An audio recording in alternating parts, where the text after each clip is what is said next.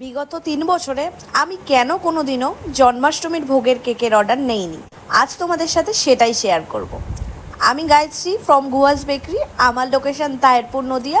স্ক্রিনে দেওয়া নম্বরে যে কোনো অর্ডার পারপাসে কিন্তু তোমরা আমার সাথে যোগাযোগ করতে পারো।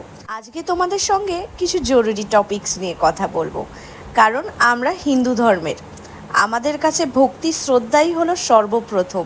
সেটার জন্যই আজকে তোমাদেরকে আমি শেয়ার করব যে আসলেই হোম বেকাররা কতটা ঠিক ভেজ কেক তৈরি করে থাকে। সেটা কি আসলেই ঠাকুরকে ভোগ হিসাবে দেওয়া যায়, কিংবা তোমরা যে সুন্দর করে ফটো ডেকোরেটের জন্য এই ধরনের কেকগুলো ঠাকুরকে ভোগ হিসাবে দিচ্ছ, সেটা কি ঠিক করছো?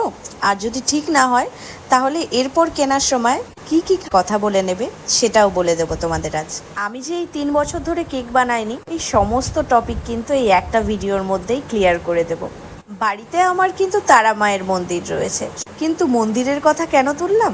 আসলে মন্দির থেকে দেখেছি যে বাসনপত্র শুধু না, গ্যাসটা পর্যন্ত সমস্ত কিছু মায়ের ভোগের জন্য আলাদা করা। এবার আমরা যদি সাধারণভাবে কেকের ভাষায় যাই, এই যে ঘুরছে দেখো টার্ন টেবিল, তারপরে ধরো এই যে স্প্যাচুলা যেটা দিয়ে আমি ডিজাইন করলাম, তারপরে প্রতিটা জিনিস আমাদের কি দুটো করে রাখা সম্ভব?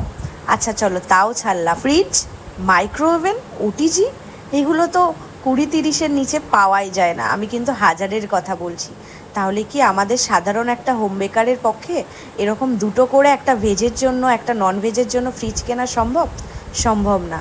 এরপরে তোমরাই ভেবে দেখো। এগুলো নিয়েই প্রায় 3 বছর আগে একটা ছোট্ট পোস্ট করেছিলাম। তার মধ্যে নেগেটিভ কমেন্টের মধ্যে এটাই পেয়েছিলাম যে অতিভক্তি চোরের লক্ষণ।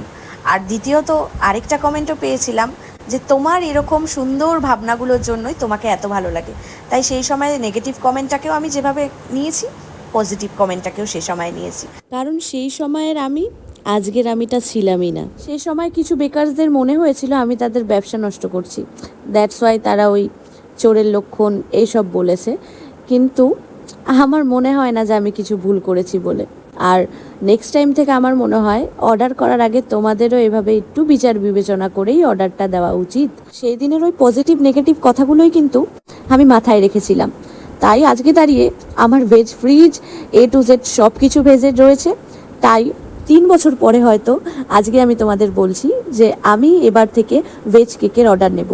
আর এটা শুধু পিওর ভেজ না, এটা পিওরই ভেজ। তাই তোমরা অর্ডার করতেই পারো।